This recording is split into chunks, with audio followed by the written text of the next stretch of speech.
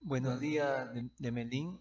Este es el video introductorio del curso de química que ofrecí te iba a mandar. Mira, química estudia básicamente la materia, ¿no? Es la ciencia que estudia la materia. Por lo tanto, lo primero que se ve en química es el concepto de materia, la clasificación de la misma en elementos, sustancia, mezcla, las propiedades de la materia, generales, particulares, físicas, químicas, intensivas y extensivas. Eh, Luego se estudia la estructura atómica, las teorías atómicas que dan lugar al concepto actual de cómo es un átomo y la configuración electrónica.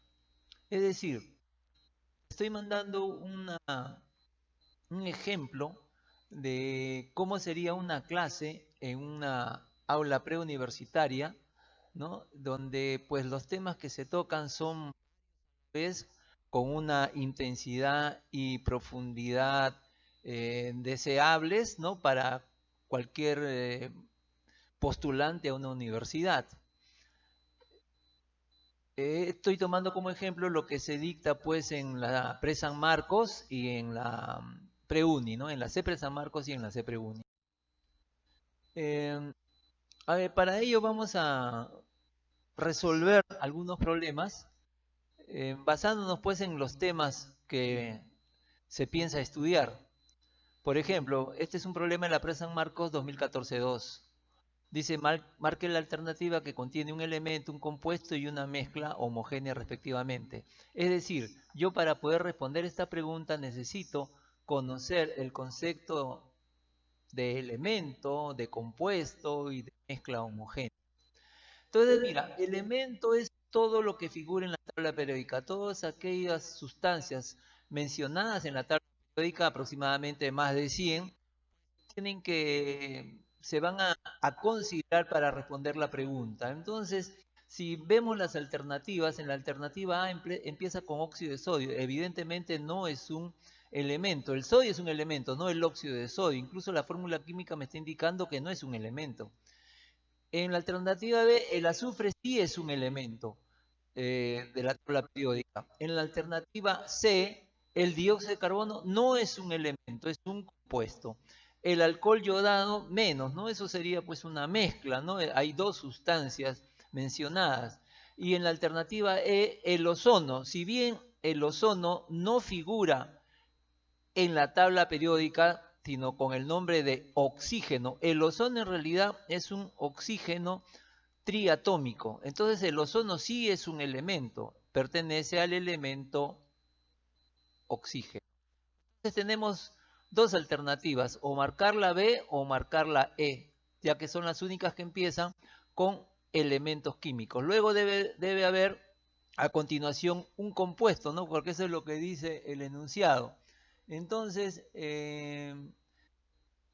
vemos, ¿no? Si examinamos bien solamente la alternativa B y E, que son las que nos interesan, nos mencionan el fósforo blanco. El fósforo blanco es un elemento, es uno de los estados alotrópicos del fósforo.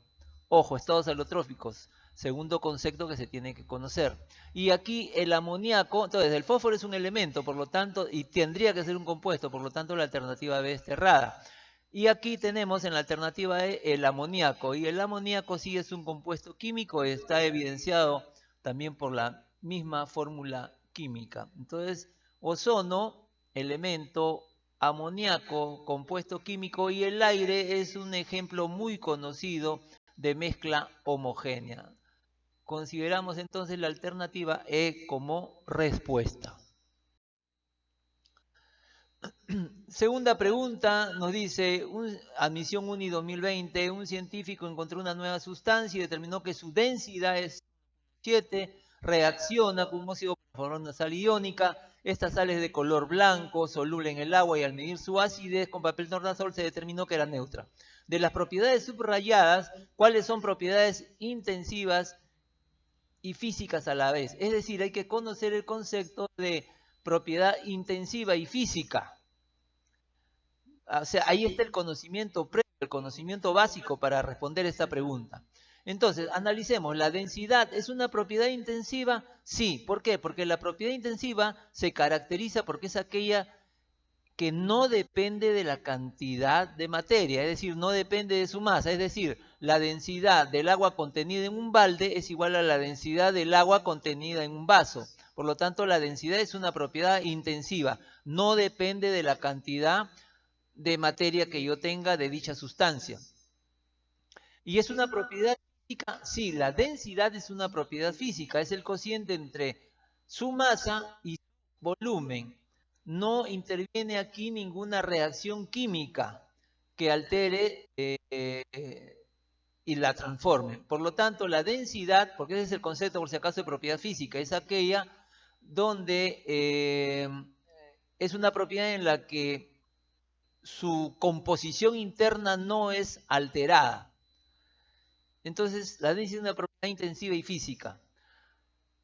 La segunda palabra subrayada es reacciona. Si reacciona, se trata de una propiedad química, porque las propiedades químicas se caracterizan por que se dan a través de una reacción química. Entonces, es una propiedad química lo que está contradiciendo al enunciado. Color es otra propiedad subrayada. ¿El color es una propiedad intensiva? Sí, un lingote de oro o medio lingote o un cuarto de lingote de oro o pedazos de un lingote de oro van a tener el mismo color amarillo. Por lo tanto, no depende de la cantidad de materia. ¿Y es física? Sí. ¿No es cierto? Porque para determinar el color simplemente lo observamos, no necesitamos recurrir a una reacción química. Entonces, el color es una propiedad intensiva y física a la vez. Acidez. La acidez de una sustancia se determina a través de una reacción química. Es una reacción química, y si tenemos que determinar su acidez a través de una reacción química, pues no es una propiedad física, ¿no es cierto? Entonces, porque yo para determinar la acidez de una sustancia necesito combinarla con otra para saber cómo reacciona, cómo se altera. Entonces, las únicas alternativas, ¿no? Que son intensivas y físicas a la vez es el color y la densidad. Por lo tanto, son dos las propiedades intensivas y físicas a la vez. Esta pregunta de Misión San Marcos 2020, ¿no? Así dice, se sabe que cualquier elemento está definido por el número de protones que contienen sus átomos y que estas son unidades eléctricamente neutras, por lo tanto, en el átomo, y nos ponen 4 alternativas para marcar. Nota de que este es una moda, digamos que ahora están en los exámenes de admisión.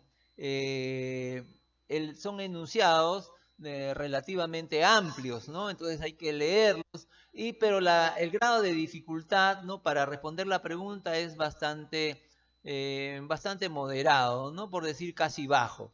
En realidad la exigencia ha bajado un poco en los exámenes de química, o por lo menos en algunas preguntas. Entonces aquí yo para responder esta pregunta pues necesito conocer la estructura atómica. Un átomo tiene núcleo en donde están los protones y neutrones y alrededor del núcleo están girando los electrones. Por lo tanto, ¿qué alternativa es la correcta? Me dice la alternativa A, me dice que los protones forman parte de la corteza extranuclear, o sea, fuera del núcleo. Falso, el protón está en el núcleo. Su núcleo está formado por neutrones y electrones. Falso, los electrones no están en el núcleo. El número de protones es igual al número de electrones. Verdadero. ¿Por qué? Porque si se trata de un átomo eléctricamente neutro, el número de protones, cargas positivas, es igual al número de electrones, cargas negativas. Por lo tanto, la alternativa C es la correcta. Y la alternativa D dice, la nube electrónica tiene un solo nivel de energía. Y sabemos, ¿no? Donde por la teoría moderna del átomo, pues de que en la nube electrónica está constituida por varios niveles, subniveles y orbitales de energía. Por lo tanto, solamente la respuesta sería la C.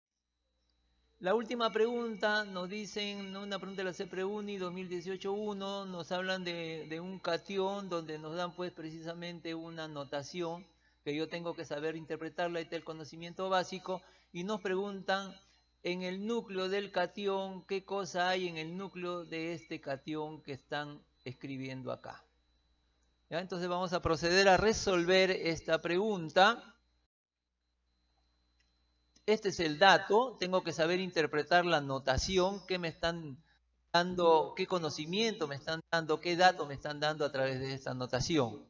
¿Ya? Y si en esta notación me están diciendo que este átomo tiene 67 neutrones, y entonces hago lo siguiente, como tú puedes ver, hago una resta. ¿Por qué? Porque el número de neutrones se determina restando 117 menos z, que es el número atómico. Y esta resta es 67 por dato. De aquí puedo deducir fácilmente que z vale 50. ¿Y z qué cosa es? Es el número de protones. Es el número atómico que a su vez es el número de protones.